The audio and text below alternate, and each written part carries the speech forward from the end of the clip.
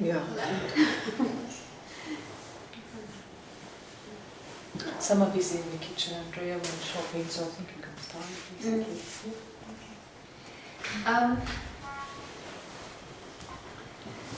So I thought we could start with another short meditation. But let me talk first, explain a little bit about it.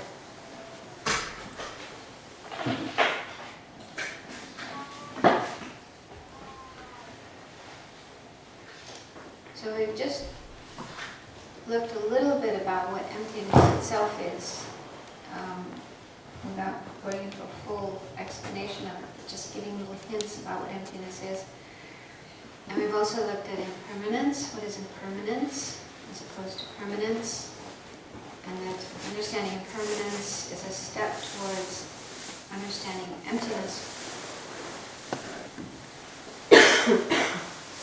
Now, emptiness is said to be the true nature of everything. All phenomena, whatever exists, has emptiness as its real nature, its true nature, its real way of existing. But it's said, and it's also said that it's very important to understand emptiness. We have to realize emptiness in order to be free of suffering, to reach enlightenment and so forth. And it's usually said that when it comes to working on developing an understanding of emptiness, it's good to start with our own self, the emptiness of our own self, or I. And then we can go on to understand the emptiness of other people and phenomena and so on. But it's good to start with our sense of self, or I. And this is actually very practical in a way, because we have a lot of disturbing emotions. We get upset, we get angry, we feel hurt, we feel depressed, we have anxiety. So we have all these disturbing emotions happening to us, which are painful and also get us into difficulty with other people and so on. And the root cause of our disturbing emotions is a wrong sense of self, a wrong understanding of who we are, what we are, our own mode of existence, our sense of I. So, because our real mode of existence is that we are empty of existing as something independent, objective, from its own side, autonomous, all these different terms, these synonyms of inherent existence. So there's a certain way of existing which is actually absent, which isn't really there, and yet we believe that it's there. So this is our basic problem. In other words, we think we exist in a certain way, we believe in that, and we act in that way, but in fact we are wrong, we are mistaken. We don't see ourselves as we really are. We don't see our own true nature. We don't have a correct understanding of our sense of self, or I, who I am, what I am. So that's our basic problem. With that in place in our mind, that kind of misconception about our own self, then all these other disturbing emotions arise, and all these problems come about. So our suffering is actually rooted in not understanding our own self, sense of self, or I. So even though it's difficult to understand emptiness, even to just start trying to understand emptiness with respect to our own self, is very helpful for cooling down our mind, cooling down our disturbing emotion. Really, it does work. Yeah. Even without a complete understanding of emptiness, but just to sort of ask ourselves, what is this I anyway? The I that's getting so angry, that's getting so upset, that's feeling so depressed, and so on, having all these different disturbing emotions. What exactly is this I that's under or behind these emotions? So even to just investigate that kind of cools down our mind, gives some kind of instant relief. So it's actually quite helpful to do that. And but with respect to our sense of self or I, there are also other, I mentioned last night that the example of an onion, you know how an onion has different layers, and you peel away one layer and then there's another one underneath and you peel away that one and so on. So at the very core of the onion is emptiness. That's the most subtle way of existing of things. But there are other kind of false modes of existence that we tend to believe in, which are more gross or more coarse, which, again, it's helpful to look at those aspects of self that we might have, those conceptions of self that we might have that are more coarse than believing in ourself as inherently existing. And so we can get an understanding of those. That again helps us to understand emptiness. So one of these is the sense of permanent I, the sense of ourself as being something permanent. So we've already talked a bit about impermanence and permanence and how we did it with respect to our body, looking at our body and seeing how our body is impermanent and changing all the time. And I just mentioned that our mind is also impermanent and changing all the time.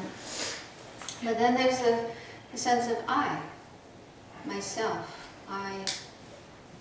There's different terms used in Buddhism. I, self, person, being, and those are said to be interchangeable. Okay? So each of us has a sense of I. We have a sense of I, myself, me. And we can also talk about ourselves as a person. I am a person. I am a being. Okay? So those kind of terms are interchangeable. They all have the same meaning. It just means, you know, we are persons. we are persons. And in Buddhism, persons aren't only human beings, but dogs are also persons. Yes. Horses are persons. So a person is a living being that has a mind, a consciousness. Thoughts, feelings, experiences. So animals definitely have, right? If you just live with an animal, you know, they definitely have their own minds, their own ideas, their own experiences, their emotions, okay?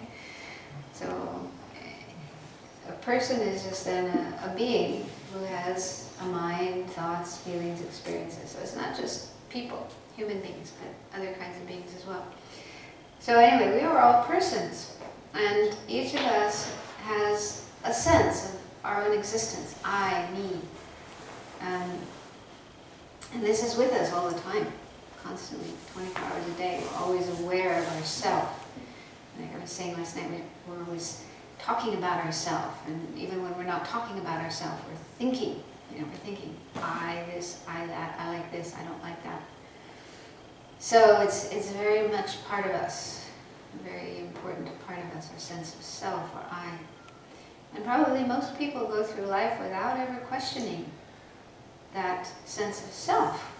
You know, we feel like I'm a real person. I'm really here. I really exist.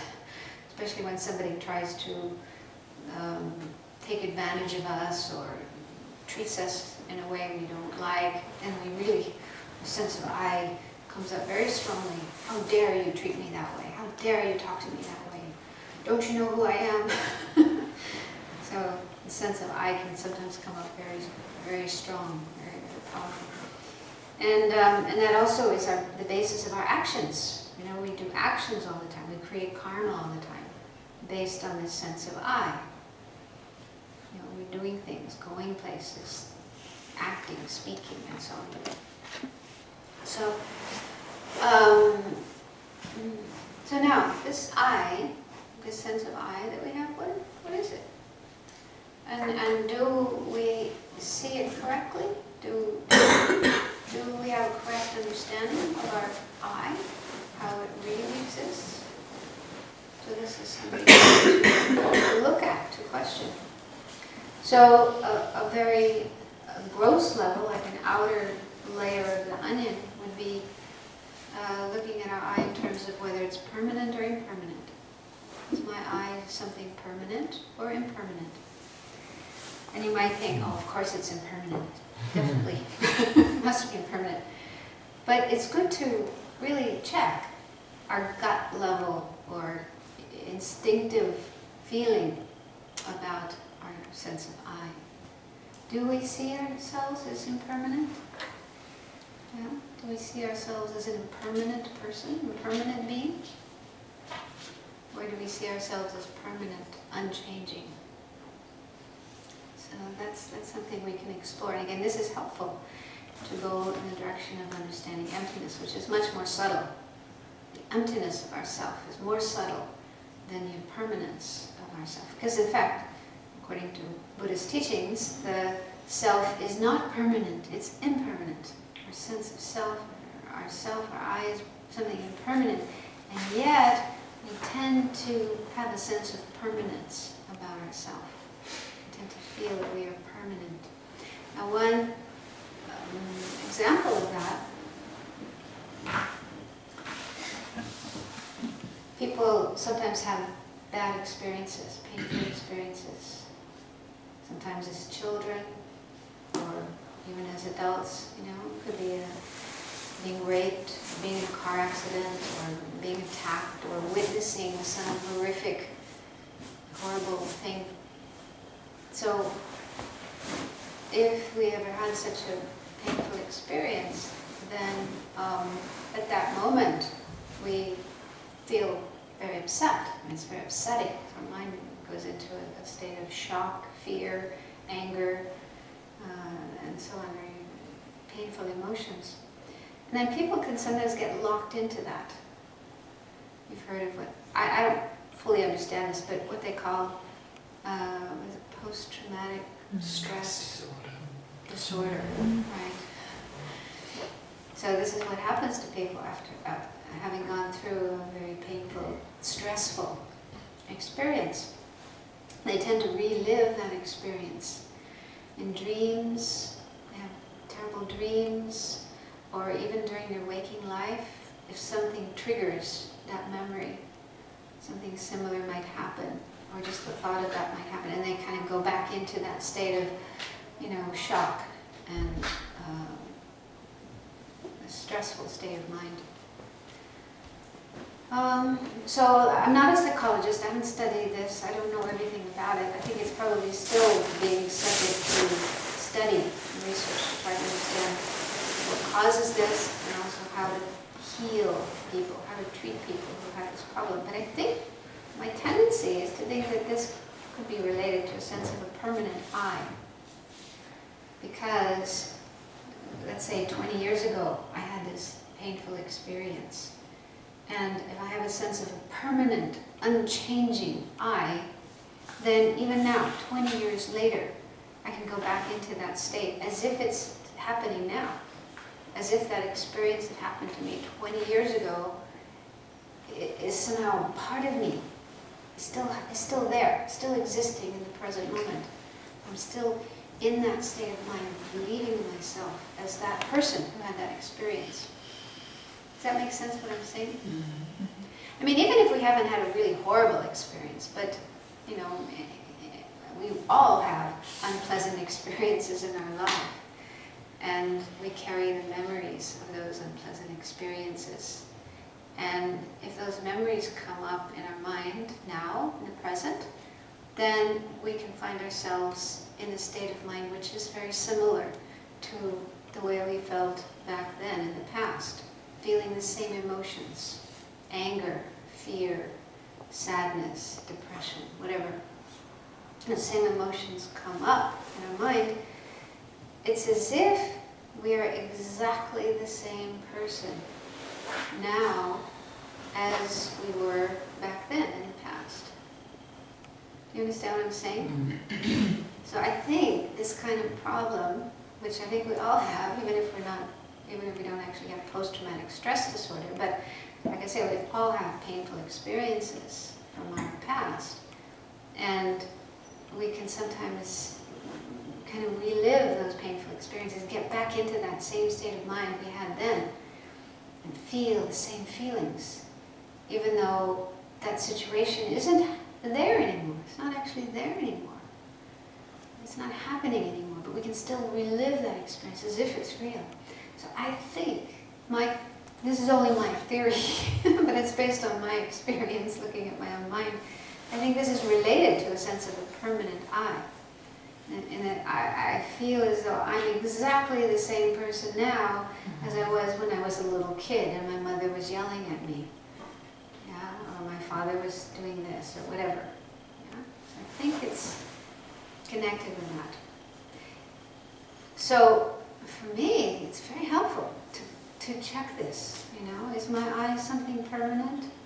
Is there a permanent, unchanging, fixed I? Or is my I impermanent? And when I do this, when I contemplate this and I come to see my I is impermanent and everything is impermanent, and what happened 20 years ago or 30 years ago or whatever isn't there anymore. It's the past, it's gone, it's over. And I'm a different person. I'm not the same. I'm a different person now. So I don't have to continue holding on to, grasping onto that old experience, that old state of mind that I had back then, as if it's still there now. Do you understand what I'm saying? So for me, this is another very useful tool with respect to impermanence, getting a better understanding of the impermanent nature of things, the changing nature of things. It helps to let go of old, painful experiences that we tend to keep carrying with us, like a load on our back. You know, we have this big backpack and we keep, you know, adding experiences to it, and it gets heavier and heavier, and we keep carrying them through our life. Yeah? So to understand everything is impermanent, okay, maybe I had a painful experience back then, or even yesterday, but I'm a different person today. Everything is different today. I'm a different person. My body has changed, my mind has changed, my eye has changed, the world has changed, everything has changed.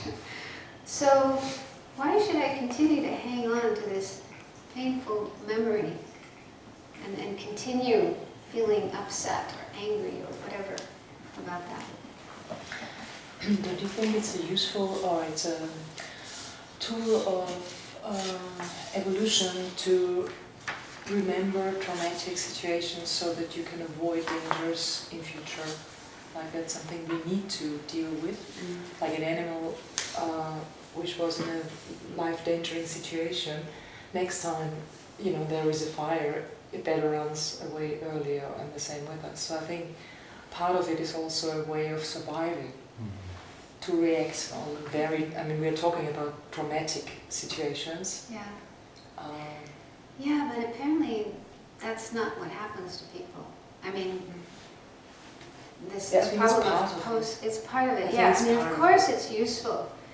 Like, if you touch fire when you're a child and you get burned, then you know not to touch fire again, not to stick your hand in the fire again. So that's useful to know. But to continue reliving that experience, if that apparently this is what happens with people with PTSD, that one, that it isn't just a question of learning things, but they relive that experience again and again, and they have it actually creates problems in their life. They have difficulty functioning, they have difficulty sleeping, they have difficulty with relationships. So it's more than just learning something useful from that experience. So of course it's good to remember. I'm not saying we should just wipe out our memory, you know, just forget everything that ever happened to us. I'm not saying that, but I'm just saying see it in a more healthy way. Okay, I had that bad experience, and what can I learn from that? What useful things can I learn from that about how to proceed in the future, how to proceed in the future? You know, use those experiences to learn, but don't continue to hang on to them and relive those experiences and go through that same pain and anxiety again and again. So, no, I do agree that it's good to remember past experiences from that point of view. I think it's part of it. Because traumatic experience comes up when you're faced with a similar situation. Like say you were raped, in a dark corner, so whenever you come into that situation and your alarm signals bell ringing, that's a warning too. But I think there are also many degrees of post-traumatic stress disorders. Yeah, perhaps like I said, I'm not at all knowledgeable about this. I've only heard a little bit, but I'm just an amateur.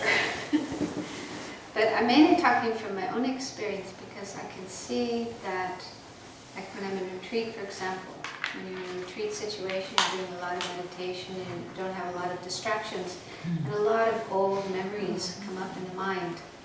And I've just kind of looked at how I relate to these old memories. And I've come to see that I do have this tendency to hang on to them in a not very healthy way. Like I'm still identifying with those old experiences. I still have a sense of I am, exactly the same as I was back then. So I've seen that in my own experience, and I've seen that, that's not helpful, and it's also not even true. I'm not the same. There's not one part of me that is exactly the same as back then. I've changed millions of times since then. And also that experience is already gone. That experience doesn't exist anymore. It's only a memory.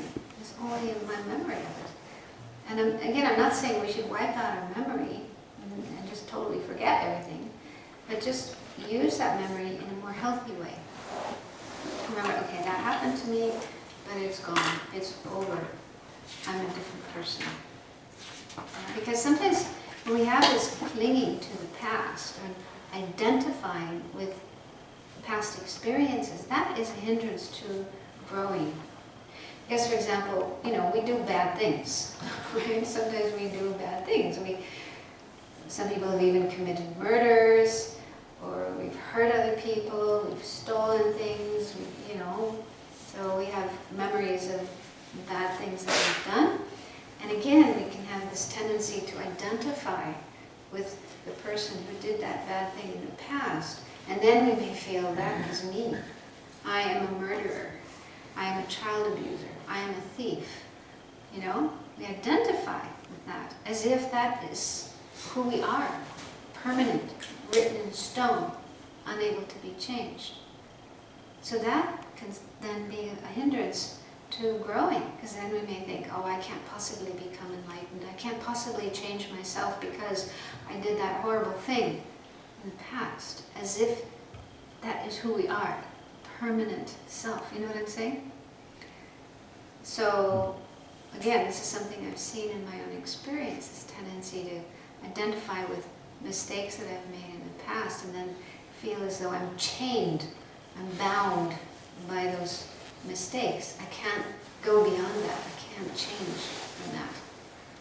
So there are unhealthy aspects of this tendency to see things as permanent. And like I said, this is my understanding. I think this is connected to this tendency to see things as permanent rather than impermanent. To feel that the self is something permanent rather than constantly changing.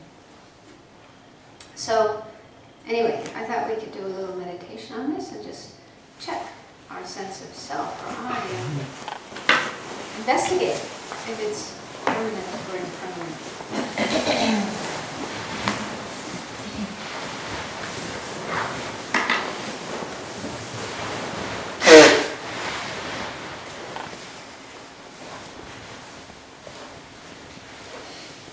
Okay, so start by sitting with your back straight, but be comfortable. Important to be comfortable when you meditate. Try not to be tense. Let go of any tension. Imagine it melting, flowing away, disappearing.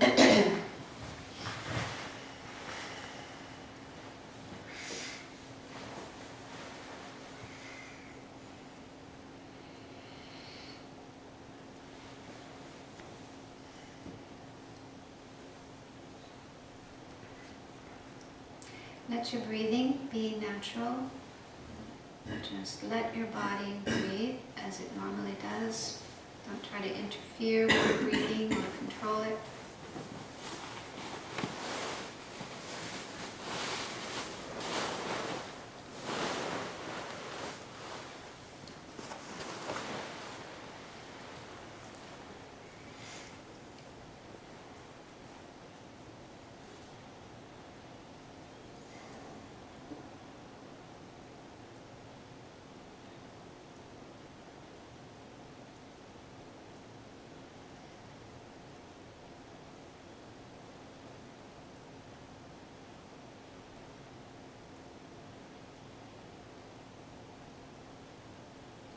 So do your best to keep your mind calm and focused as much as possible during the meditation.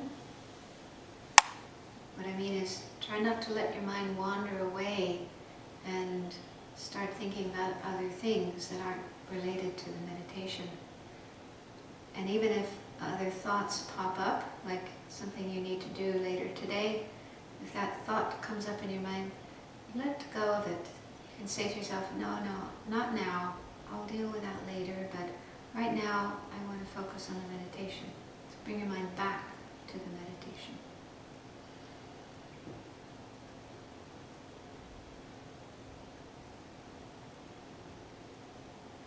So let's start by trying to get a sense of our I, our sense of I.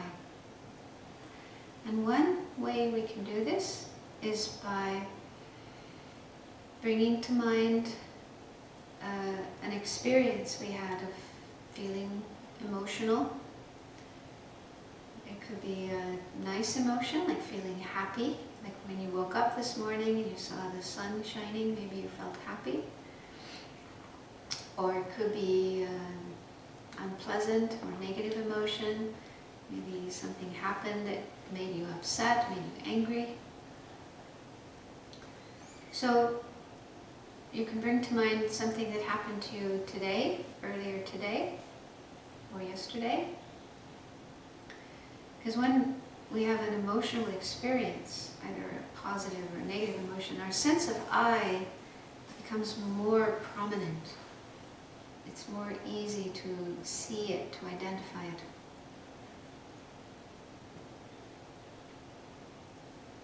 And if you can't think of any emotional experience, then you could just try to use the sense of I that's present right now. Like we have a sense of I am sitting in this meditation room in the center, doing meditation. So what is this I who's sitting here meditating? Just try to identify that sense of I in your mind, in your experience.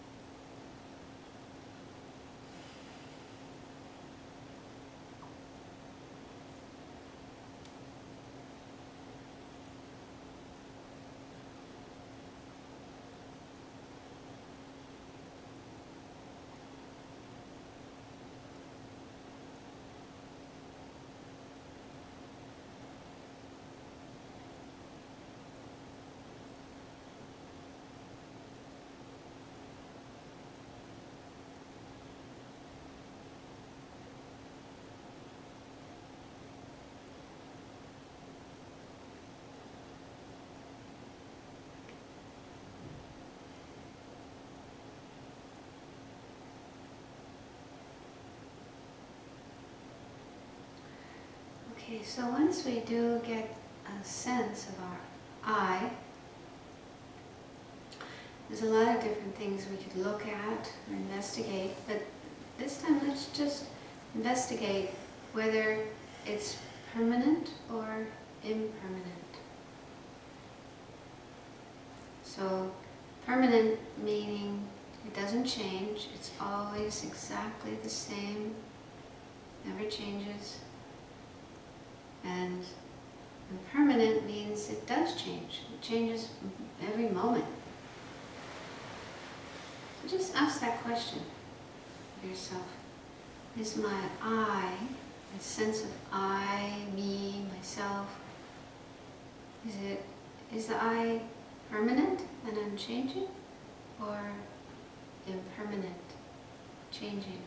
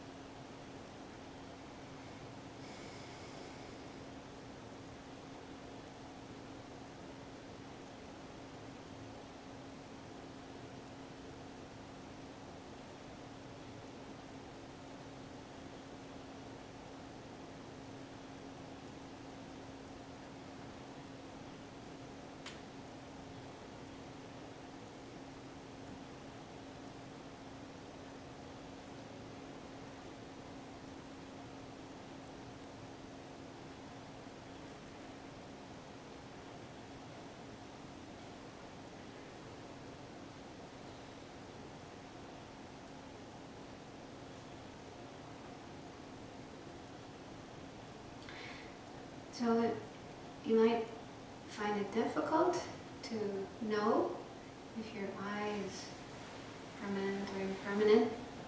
So it might be helpful to consider what would happen if the I was permanent. What would be a consequence of that? So if the I was permanent, that means it would never change. So that means that when we get angry sometimes we're angry, we feel angry at another person.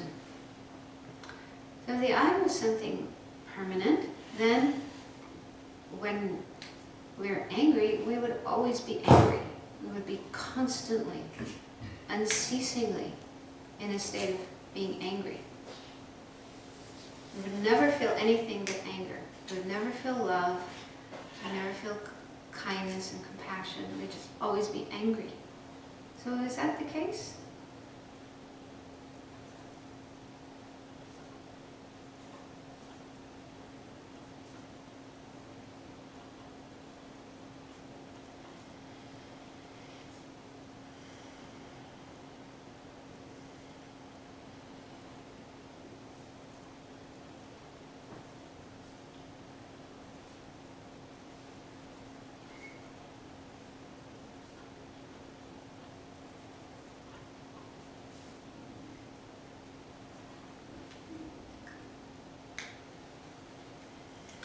Another kind of absurd consequence of the I being permanent is that we would always be the same. Like when we were children, you might remember back when you were a small child, and usually when we're children we get really excited about toys. We see toys in a store, toy store. We see toys that another child has, or we see on the television some advertisement about toys. We get so excited. We feel, oh, I have to have that, I want that, I want that. So at that point in our life, we have a lot of excitement and attachment to toys. So if our I was something permanent, unchanging, then we should feel that way our whole life. Even now, when we're adults, we should still get really excited about toys and have attachment to toys and want to have toys. So is that true?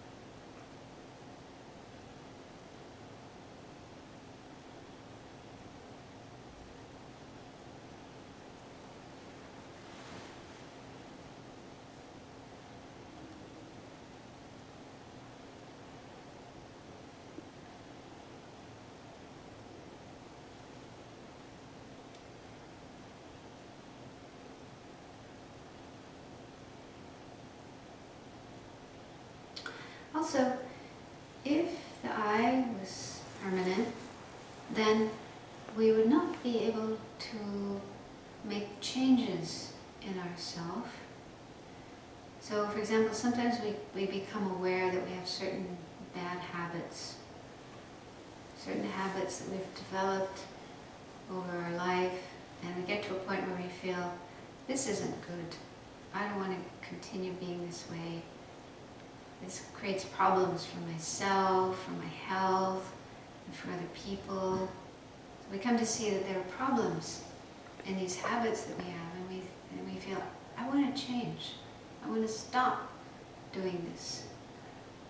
And so if the I was something permanent, then we wouldn't be able to change. We wouldn't be able to stop our bad habits. We would have to continue doing them our entire life. So is that the case?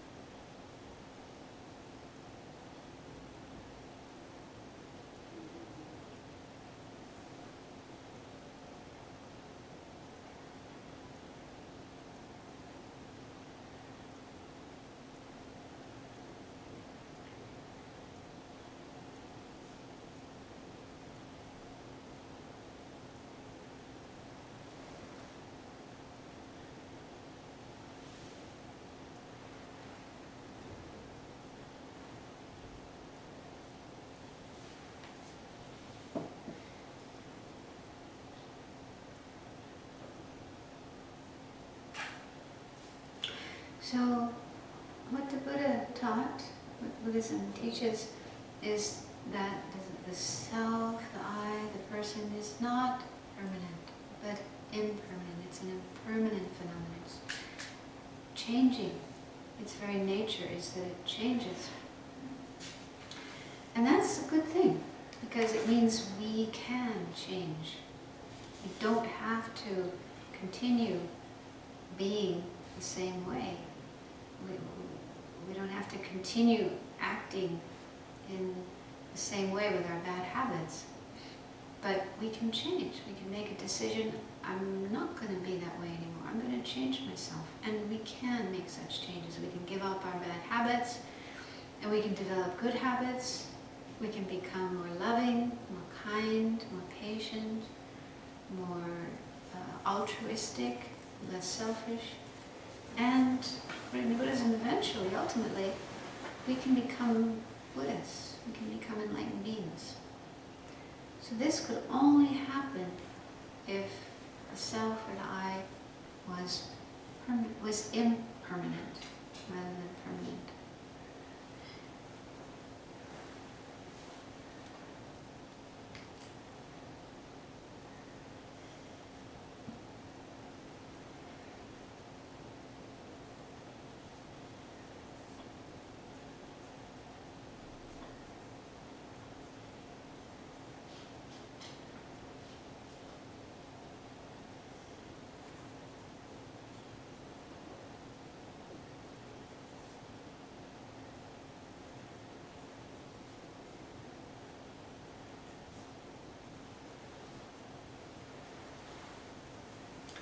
Okay, so when you feel ready to come out of the meditation, you can slowly relax and open your eyes.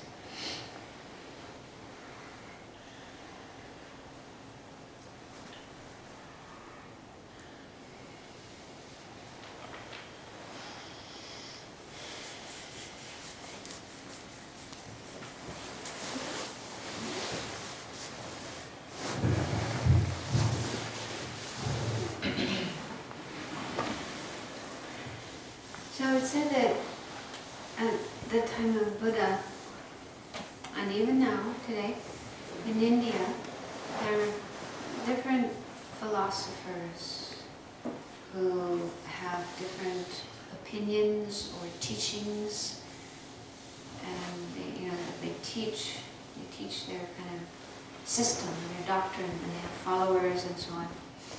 So at the time of Buddha, there are many different philosophies, philosophers, and the majority of them had the teaching of what they call Atman, which we usually translate as soul, like, similar to Christian idea of soul, Judeo-Christian soul. And these philosophers would say that this Atman is something permanent, unchanging, soul or self. So the Buddha, through his meditation, not just thinking about it, but actually meditating, going into meditation and investigating this idea of a permanent soul or self, person. And his discovery, his experience was, no, it doesn't exist. There isn't such a thing as a permanent self or I or soul. So that was a kind of radical change from the other philosophies. Buddha was like a rebel. He was radical. You guys have got it wrong. This permanent Atman that you're believing in isn't true. It doesn't exist. It's a kind of fantasy, a creation of the mind.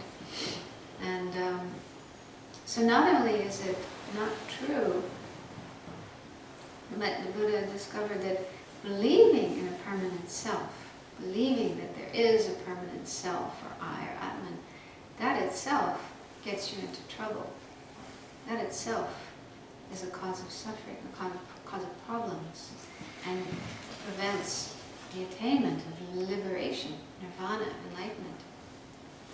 So the Buddha disagreed with the majority of, I don't know about all the different philosophies, but it seems most of them did believe in a permanent self. So Buddha disagreed with them, but not just because of a matter of opinion, thinking his way into that, but his experience. He actually saw in his experience that such a self doesn't exist. It's like a dream, something just created by the mind, but not true, not real. So believing in such a self, clinging to such a self is unrealistic, and you're going in the wrong direction if you believe that way. You're not going to get to enlightenment. You're not going to get to nirvana in that way. You're going to go the opposite way. So this was part of Buddha's teachings, the absence, or we could say the emptiness, of a permanent self or soul or Atman. So when we study the Buddha's teachings, we hear about this. We hear, oh yeah, Buddha said there's no permanent self, but it's not enough just to say, oh yeah, that sounds true, I agree with that. We have to investigate this ourselves. We have to investigate our own experience and see, do I believe myself to be permanent? Many of us have been brought up within Christianity, Catholicism, Christianity, Judaism, which, I was raised Catholic, so I was raised with the idea of a soul, but I can't remember if it was ever explained exactly what is a soul. Yeah? Like, what kind of qualities does the soul have? But, generally, the idea is that each of us has a soul which is somehow separate from our body, something kind of not physical, and that after we die, it will continue to exist, depending on how we behaved. If we were good, it will go to heaven. If we were bad, it will go to hell. And there it will be permanent forever. So there is a kind of permanence there is a sort of sense of permanence. Permanent bliss, permanent misery, damnation, depending on how we live our life. So,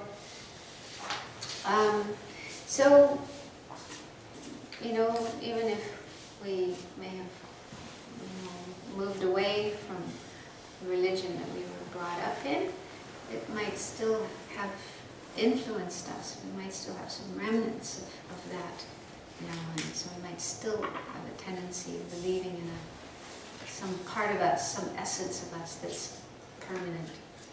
So this is something we have to investigate. Each of us has to look into our mind, into our experience, and check. Do I believe myself, my I, to be permanent and unchanging or not? And if we do notice, do we have this tendency to see ourselves as permanent, then we have to check, is this true? Am I permanent? And like I was saying, one way to check that is to think, well, if I was permanent, I couldn't change. I wouldn't be able to change myself. I wouldn't be able to give up bad habits and develop new habits. That would be a consequence of the self being permanent. And I'm sure we all have the experience that we can change. We do change as we go through life. Yeah? Things that we used to do, we stop doing. Things we used to like, we don't like anymore. Things that we used to hate, we can come to like. So, if we look at our experience, we'll see that, in fact, we do change. The I, the self, does change. So then, how can it be permanent? If it's changeable. If it changes, it can't be permanent and change. So anyway, this is an investigation, something to think about, to work on. So let's stop here and have a break for lunch until what, 2:30? One more question. Do you think that the realization that the I is impermanent automatically reduces the attachment to it? I mean, I might as well, I might realize that, okay, so whatever my anger, the showing up of my I is impermanent. Yeah. And the more I work on myself, but still, the sense of I, that stays the same. Well, it's because our No? Yes, absolutely. Very much, when you... Well, that's because the sense of I being permanent is a very gross, coarse sense of I. And that's like the outer layer of the onion. So underneath, there's more subtle misconceptions about our I. So just realizing that our I is impermanent, it does help. I think it really does help. That's my experience. But that doesn't completely eliminate all our wrong conceptions about the self. So there are deeper ones, more subtle ones that we still have to work on. So that's the first step, the recommended first step. It's definitely helpful because, like I was saying before, it's not too difficult to understand impermanence. It's not too difficult to see impermanence. We can see that. So that's something we can start to work with.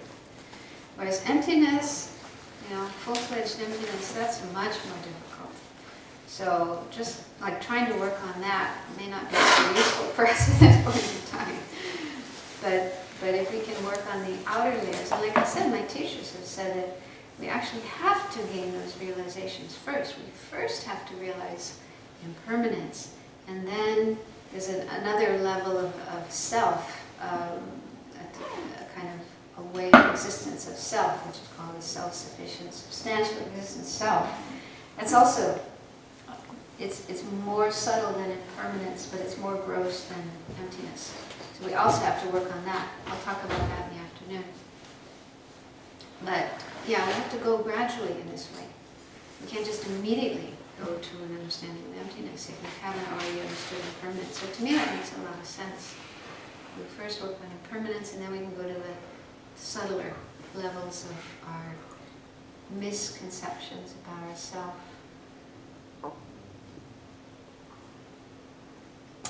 Okay, so let's stop here and let's just take a few moments to dedicate the positive energy that we've already created today. So making the effort to come here on this beautiful sunny day and sit here and look at this difficult subject of emptiness. So this is a very, very good thing to do. And we try to generate an altruistic motivation at the beginning, thinking that we're doing this not just for ourselves, but so that we can be more helpful to others as well. And then just making the effort to understand the subject, that itself is fantastic. They say there's so much merit, good energy created, and so much purification of bad energy, just trying to understand emptiness. So it's definite that we have created some good energy, some very good energy, very positive energy in the last few hours.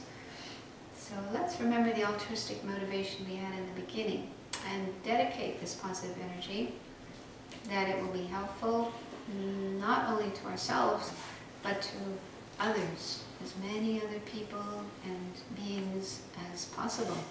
May it help all beings be free of suffering and problems and confusion, and especially the very root problem, ignorance, not seeing things as they really are. And may it help them to have more peace and happiness, up to the highest happiness of enlightenment.